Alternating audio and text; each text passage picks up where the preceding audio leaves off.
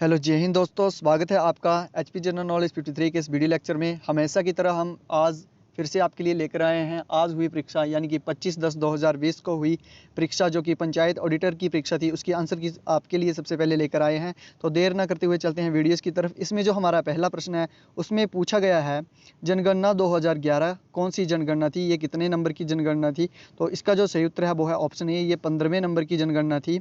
So option A सही जवाब है। अगला प्रश्न है, इसमें पूछा गया है जनगण मन गीत मूलतः किस भाषा में लिखा गया था। तो ये जो लिखा गया था ये बंगाली भाषा में ये लिखा गया था। ऑप्शन सी जो है सही जवाब है। अगला जो प्रश्न है इसमें पूछा गया है संविधान का भाग 3 किससे संबंधित है। तो संविधान का जो भाग 3 है वो फंडामेंटल राइट से संबंधित है। ऑप्शन बी सही है, यानी कि मौलिक अधिकार से ये संबंधित है। अगला प्रश्न है, इसमें पूछा गया है निम्न में से किसके द्वारा भारत के नियंत्रक और महालेखा परीक्षक नियुक्त किए जाते हैं। तो इसका जो सही जवाब है वो है ऑप्शन डी, क्योंकि ये जो नियुक्त किए जाते हैं ये प्रेसिडेंट द्वारा नियुक्त किए जाते हैं प्रधानमंत्री की सलाह पर। तो ऑप्शन डी इसका सही जवाब होगा। अगला प्रश्न है, किस वर्ष आपदा प्रबंधन अधिनियम लागू किया गया था। तो आपदा प्रबंधन अधिनियम 2005 में लागू किया गया था। ऑप्शन बी सही जवाब है। अगला प्रश्न है उसमें पूछा गया है द्वितीय प्रशासनिक सुधार आयोग के अध्यक्ष कौन थे। तो द्वितीय प्रशासनिक सुधार आयोग के अध्यक्ष जो थे वो वीरप्पा मोइली थे। ऑप्शन डी सही जवाब होगा। अगला जो प्रश्न है उसमें पूछा गया है सर्वोत्तम मॉडल में सर्वोत्तम का अर्थ क्या है। तो इसका जो सही जवाब है वो है ऑप्शन ए, यानी कि सर्विस एक्सीलेंस, सेवा उत्कृष्टता इसका सही जवाब है। अगला प्रश्न है, इसमें पूछा गया है किस प्रेसिडेंसी टाउन में भारत के प्रथम म्युनिसिपल कॉरपोरेशन की स्थापना की गई थी। तो इसका जो सही जवाब है वो है ऑप्शन ए, यानी कि ये मद्रास में की गई थी। अगला प्रश्न है, स्वीप किसका संक्षिप्त रूप है। तो इसका जो सही जवाब है वो है option A, systematic voter education and electoral participation का ये संक्षिप्त रूप है। अगला प्रश्न है, कृषोन्नति योजना में कौन सी योजना शामिल है। इसका जो सही जवाब है वो है ऑप्शन डी, यानी कि ये सभी जो है इसमें शामिल है। अगला प्रश्न है, इसमें पूछा गया है साहित्य अकादमी कितनी भाषाओं में पुस्तक प्रकाशित करती है। तो साहित्य अकादमी जो है वो 24 भाषाओं में पुस्तकें जो प्रकाशित करती है। अगला प्रश्न है उसमें पूछा गया है वर्तमान में भारत में थोक मूल्य सूचकांक की गणना के लिए आधार वर्ष कौन सा है। तो इसका जो सही जवाब है वो है ऑप्शन सी, यानी कि 2011-12 है। अगले प्रश्न में पूछा गया है भारत में किस स्थान पर चर्म निर्यात परिषद स्थित है। तो इसका जो सही जवाब है वो है ऑप्शन डी, यानी कि ये चेन्नई में स्थित है। अगला प्रश्न है, इसमें पूछा है स्टैंप इकट्ठा करने के शौक को क्या कहते हैं। तो इसको कहा जाता है, जो ऑप्शन बी है, फिलेटली इसको कहा जाता है। अगला प्रश्न है, इसमें पूछा गया है किस वर्ष में राष्ट्रीय साइबर सुरक्षा नीति शुरू हुई थी। तो इसका जो सही जवाब है वो है ऑप्शन ए, यानी कि ये 2013 में ये शुरू हुई थी। अगले प्रश्न में पूछा गया है भारत में किस स्थान पर ऑफिसर ट्रेनिंग एकेडमी स्थित है। तो इसका सही जो उत्तर है वो है ऑप्शन सी, यानी कि ये चेन्नई और गया दोनों जगहों में है। अगला प्रश्न है निम्न में से किस कार्यक्रम के अंतर्गत भारत में बड़े भारत राष्ट्रव्यापी उप कार्यक्रम है। तो इसका जो सही जवाब है वो है सर्व शिक्षा अभियान, यानी कि SSA। ऑप्शन ए सही जवाब होगा। अगला प्रश्न है भारत में निम्नलिखित में से किस स्थान पर प्रथम जल विद्युत स्टेशन शुरू किया गया था। तो ये शुरू किया गया था कर्नाटक में, और कर्नाटक की एक जगह है शिव समुद्रम, वहाँ पर ये शुरू किया गया था। और यहाँ पर 45 मेगावाट की जल विद्युत परियोजना जो है कार्यान्वित है। अगला प्रश्न है उसमें पूछा गया है राष्ट्रीय जैव विविधता प्राधिकरण क्या है। तो राष्ट्रीय जैव विविधता प्राधिकरण जो है एक वैधानिक निकाय है। ऑप्शन सी सही जवाब होगा। अगला प्रश्न है, इसमें पूछा गया है भारतीय संविधान के किस अनुच्छेद के अंतर्गत वार्षिक वित्तीय विवरण संसद के समक्ष प्रस्तुत किया जाता है। तो ये किया जाता है अनुच्छेद 112 के अंतर्गत। ऑप्शन बी जो है वो बिल्कुल सही जवाब होगा। अगला प्रश्न है कंपनी लॉ बोर्ड क्या है। तो कंपनी लॉ बोर्ड जो है वो एक अर्ध न्यायिक निकाय है। ऑप्शन सी जो है वो सही जवाब होगा। अगला प्रश्न है, इसमें पूछा गया है अंत्योदय अन्न योजना के अंतर्गत खाद्यान्न अभिज्ञात लाभार्थियों को दिया जाता है। तो इसका जो सही जवाब है वो है ऑप्शन सी, यानी कि ये जो है एक हाईली सब्सिडाइज रेट पर दिया जाता है। इसमें जो है 5 किलोग्राम जो आटा इत्यादि जो है वो 1 से 2 रुपये प्रति किलोग्राम के रेट पर ये दिया जाता है। अगला प्रश्न है, इसमें पूछा गया है आशा क्या है, आशा से क्या तात्पर्य है। तो इसका जो सही जवाब है वो है ऑप्शन सी, यानी कि ये एक्रेडिट सोशल हेल्थ एक्टिविटीज़ है। अगला प्रश्न है, इसमें पूछा गया है भारत सरकार ने किस वर्ष तक हाउसिंग फॉर ऑल सबके यानी कि सबके लिए आवास कार्यक्रम का लक्ष्य रखा है। तो इसका जो सही जवाब है वो है ऑप्शन ए, यानी कि ये 2022 तक ये लक्ष्य भारत सरकार द्वारा रखा गया है। अगले प्रश्न में पूछा गया है वर्ष 2014 में भारत के प्रधानमंत्री श्री नरेंद्र मोदी ने संयुक्त राष्ट्र की महासभा के कौन से सत्र के भारतीय शासकीय प्रतिनिधि मंडल की अगुवाई की थी। तो इसका जो सही जवाब है वो है ऑप्शन डी, यानी कि 69th इसका सही जवाब होगा। अगला प्रश्न है, इसमें पूछा गया है कौन सा देश चेन्नई बेंगलुरु औद्योगिक गलियारे में आधारभूत संरचना के सुधार के प्रयासों को सुदृढ़ करने का समर्थन किया है। तो इसका जो सही जवाब है वो है जापान, यानी कि ऑप्शन सी जो है इसका सही जवाब होगा। अगले प्रश्न में पूछा गया है उत्तर प्रदेश उच्च न्यायालय की प्रधान बैठक कहाँ पर है। तो उत्तर प्रदेश उच्च न्यायालय की प्रधान बैठक जो है वो इलाहाबाद में है, ऑप्शन डी जो है बिल्कुल सही जवाब होगा। अगले प्रश्न में पूछा गया है बाल श्रम अधिनियम के अनुसार किस आयु से कम के बच्चों का जोखिम भरे व्यवसाय में नियोजन निषेध है। तो इसका जो सही जवाब है वो है ऑप्शन ए, यानी कि 14 वर्ष। आइए अब चलते हैं अगले प्रश्न की तरफ। तो अगले प्रश्न में जो पूछा गया है, इसमें पूछा गया है लोकप्रिय विविध भारती सेवा दिन में कितने घंटे मनोरंजन प्रदान करती है। तो ये करती है 15 से 17 घंटे मनोरंजन प्रदान करती है, अतः ऑप्शन बी जो है बिल्कुल सही जवाब होगा। अगले प्रश्न में पूछा गया है लोक वित्त प्रबंधन व्यवस्था पहले किस नाम से जानी जाती थी। तो इसका जो सही जवाब है वो है ऑप्शन सी, केंद्रीय योजना निगरानी व्यवस्था के नाम से ये जानी जाती थी। अगले प्रश्न में पूछा गया है संसद आदर्श ग्राम योजना के अंतर्गत आदर्श ग्राम निम्नलिखित में से किसके केंद्र के रूप में सेवा प्रदान करता है। तो इसका जो सही जवाब है वो है स्वास्थ्य, स्वच्छता, हरियाली, इन सभी क्षेत्रों में ये सेवा प्रदान करता है, अतः ऑप्शन डी जो है बिल्कुल सही जवाब होगा। अगले प्रश्न में पूछा गया है पंचायती राज संस्थानों का मध्यवर्ती सोपान कौन सा है।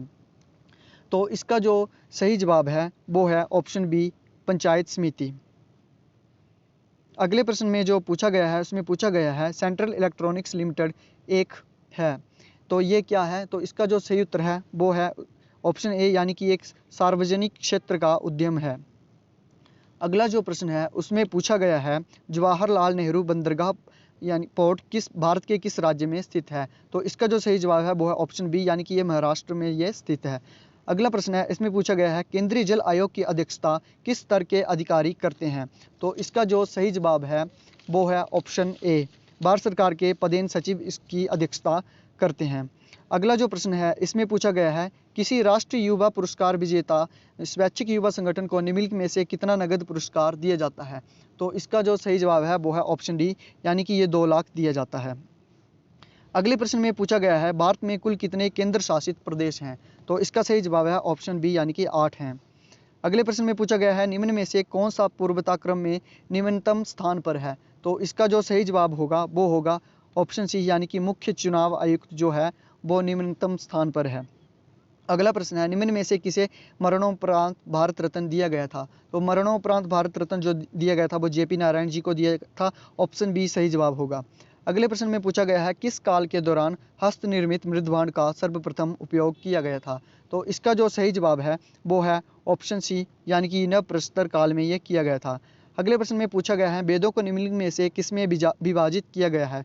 तो इसका जो सही जवाब है वो है ऑप्शन ए, वेदों को जो है वो संहिताओं में विभाजित किया गया है।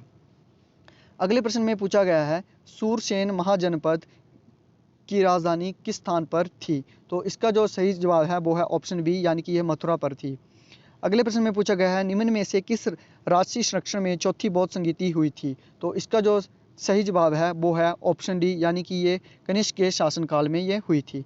अगले प्रश्न में पूछा गया है सर्वाधिक प्रसिद्ध भारतीय ग्रीक शासक कौन था। तो सर्वाधिक प्रसिद्ध ग्रीक शासक जो था वो मिनांडर था और उसे मिलिंद भी कहा जाता था, ऑप्शन ए बिल्कुल सही जवाब होगा। अगले प्रश्न में पूछा गया है अजंता चित्रकला किस काल से संबंधित है। तो अजंता चित्रकला जो है वो गुप्त काल से संबंधित है, ऑप्शन बी सही जवाब है। अगले प्रश्न में पूछा गया है जजिया किस पर कर जो है वो किस पर लगाया गया था। तो ये केवल गैर मुस्लिमों पर यह लगाया जाता था, ऑप्शन बी सही जवाब होगा। अगले प्रश्न में पूछा गया है निम्न में से किसके द्वारा दक्षिण में बहमनी राज्य की स्थापना की गई थी। तो बहमनी राज्य की जो स्थापना दक्षिण में की गई थी वो अलाउद्दीन हसन बहमन द्वारा की गई थी और उसे जो है वो हसन गंगू कहा जाता था।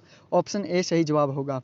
अगला प्रश्न है, कौन सा व्यक्ति संत शिवाजी का समकालीन था? तो शिवाजी का जो समकालीन था वो संत तुकाराम था। ऑप्शन ए सही जवाब होगा। अगला प्रश्न है, पानीपत का द्वितीय युद्ध किस वर्ष हुआ था? तो ये पानीपत का द्वितीय युद्ध नवंबर 1556 ईस्वी में हुआ था, अतः ऑप्शन बी जो है बिल्कुल सही जवाब होगा। अगले प्रश्न में पूछा गया है, शेरशाह सूरी का वास्तविक नाम क्या है? तो शेरशाह सूरी का वास्तविक नाम जो है वो उसे खुर्रम कह के उसे जो है वो फरीद करके पुकारा जाता था। ऑप्शन डी सही जवाब है। अगला प्रश्न है, निम्न में से किसने गुरुमुखी लिपि का आविष्कार किया था? तो गुरुमुखी लिपि का जो आविष्कार किया था वो गुरु अंगद जी ने किया था। ऑप्शन बी सही जवाब होगा। अगला प्रश्न है, निम्न में से किस स्थान पर 1916 में महिला विश्वविद्यालय की स्थापना की गई थी? तो महिला विश्वविद्यालय की स्थापना 1960 में ये की थी, दोडो केशव कर्वे ने ये की थी और ये की थी मुंबई में, दक्षिण मुंबई में ये की थी। अगला जो प्रश्न है उसमें पूछा गया है, ए गिफ्ट टू मोनोथिस्ट पुस्तक किसने लिखी है? तो ये गिफ्ट टू मोनोथिस्ट पुस्तक लिखी है राजा राममोहन राय ने। और इस पुस्तक को जो है तोहफत उल मुहब्बिदीन भी कहा जाता है और ये पुस्तक राजा राममोहन राय ने मुर्शिदाबाद में 1804 में लिखी है, सन 1804 में ये लिखी है। अगला प्रश्न है, इसमें पूछा गया है, मुस्लिम लीग की स्थापना किस वर्ष हुई थी? तो मुस्लिम लीग की स्थापना जो हुई थी सन 1906 में हुई थी, 1906 में हुई थी। ऑप्शन डी सही जवाब होगा। अगला प्रश्न है, इसमें पूछा गया है, कौन सा ग्रह सूर्य से सबसे दूर है? तो सूर्य से सबसे दूर जो ग्रह है वो है प्लूटो। ऑप्शन ए सही जवाब होगा। अगले प्रश्न में पूछा गया है, स्लेट किस प्रकार की चट्टान है? तो स्लेट एक कायांतरित चट्टान है, इसे मेटामॉर्फिक चट्टान भी कहा जाता है। ऑप्शन सी जो है वो सही जवाब होगा। अगला प्रश्न है, सामान्यतः किस वायुमंडलीय स्तर में सभी प्रकार की मौसमी घटनाएं घटित होती हैं? तो ये होती हैं क्षोभमंडल में होती हैं। ऑप्शन ए सही जवाब होगा। टाइफून किस क्षेत्र में होता है? तो वैसे तो टाइफून जो होता है वो पैसिफिक ओशियन में सबसे ज़्यादा होता है, परंतु ऑप्शन में नहीं है, इसलिए दूसरे नंबर पर जो है वो हिंद महासागर में होता है। ऑप्शन बी सही जवाब होगा। और तीसरे नंबर पर अटलांटिक ओशियन में ये सबसे ज़्यादा होता है। सबसे ज़्यादा टाइफून जो आते हैं वो आते हैं नंबर 1 पैसिफिक ओशियन में आते हैं, उसके बाद जो दूसरे नंबर पर है वो हिंद महासागर और तीसरे पर अटलांटिक महासागर है। अगला प्रश्न है, इसमें पूछा गया है, डाउन्स घास भूमि किस देश में है? तो ये ऑस्ट्रेलिया में है। ऑप्शन डी सही जवाब होगा। अगला प्रश्न है, उच्च अक्षांश से निम्न अक्षांश की ओर बहने वाली समुद्री धाराओं को क्या कहा जाता है? तो इनको कहा जाता है कोल्ड करंट। कोल्ड करंट जो होता है पोलर रीजन से इक्वेटर की तरफ ये बहता है। अगला प्रश्न है, इसमें पूछा गया है, उत्तरी अमेरिका के मूल निवासी कौन थे? तो उत्तरी अमेरिका के जो मूल निवासी थे वो आदिवासी जातियों के समूह थे। ऑप्शन ए सही जवाब होगा। अगला प्रश्न है, निम्न में से किसका नया नाम जो है जकार्ता है? जकार्ता जो है इंडोनेशिया में है और ये वाटाविया का जो है वो नया नाम है। ऑप्शन ए सही जवाब होगा। अगला प्रश्न है, हैदराबाद किस नदी के किनारे स्थित है? तो हैदराबाद जो है वो तेलंगाना की राजधानी है और ये मूसी नदी के किनारे स्थित है। ऑप्शन ए सही जवाब होगा। अगले प्रश्न में पूछा गया है, निम्न में से कौन सी रेशा युक्त फसल है? तो रेशा युक्त फसल जो है वो ऑप्शन ए यानी कि हेम्प या फिर इसे सन भी कहा जाता है और इसका जो बोटेनिकल नाम है वो कैनाबिस सैटिवा है और इसे जो है वो भारत में भांग भी कहा जाता है। भांग जो है वो मुख्यतः रस्सी बनाने के लिए काम में आती है और इसी के लिए ये प्रयोग की जाती है और इसके जो सीड्स होते हैं वो एडिबल होते हैं, उन्हें खाया जाता है। अगला प्रश्न है, इसमें पूछा गया है, कौन सा अधात्विक खनिज है? तो इसका जो सही जवाब है वो मैंगनीज और टिन दोनों ही अधात्विक मिनरल हैं, अधात्विक खनिज हैं। तो इनमें से दोनों ही जो हैं वो सही जवाब होंगे, परंतु इसका एक नंबर जो है वो आपको मिल जाएगा क्योंकि इसमें दोनों में से कोई भी आंसर जो है वो सही है। अगला प्रश्न है, बरौनी ऑयल रिफाइनरी भारत के किस राज्य में स्थित है? तो ये बिहार में है। ऑप्शन सी सही जवाब होगा। अगला प्रश्न है, दक्षिण पश्चिमी रेलवे का मुख्यालय किस राज्य में स्थित है? तो दक्षिण पश्चिमी रेलवे का मुख्यालय जो है वो हुबली में है और ये जो है वो बेंगलोर और मैसूर को मिलाकर बनाया गया है। ऑप्शन डी सही जवाब होगा। अगला प्रश्न है, सिमलीपाल बायो रिजर्व किस राज्य में स्थित है? तो इसका जो सही जवाब है वो है ऑप्शन सी यानी कि ये उड़ीसा में है और ये लगभग 2750 किलोमीटर स्क्वायर में ये फैला हुआ है। अगला प्रश्न जो है, इसमें पूछा गया है, किस वर्ष दार्जिलिंग हिमालयन रेलवे को यूनेस्को की विश्व विरासत स्थलों की सूची में शामिल किया गया था? तो ये किया गया था जुलाई 2005 में ये किया गया था और इसे जो है नीलगिरी पर्वतीय रेल भी कहा जाता है। ऑप्शन सी जो है वो सही जवाब होगा। तो दोस्तों, आपको हमारी वीडियो कैसी लगी हमें कमेंट सेक्शन में ज़रूर बताएं और ये वीडियो का जो फर्स्ट पार्ट था, अगला पार्ट जो है हम जल्द ही आपके लिए लेकर आएंगे। तब तक वीडियो को लाइक करें, दोस्तों के साथ शेयर करें और हाँ, चैनल को सब्सक्राइब करें ताकि आने वाली वीडियोज़ की अपडेट जो है वो आपको मिलती रहे। जय हिंद, जय भारत, धन्यवाद।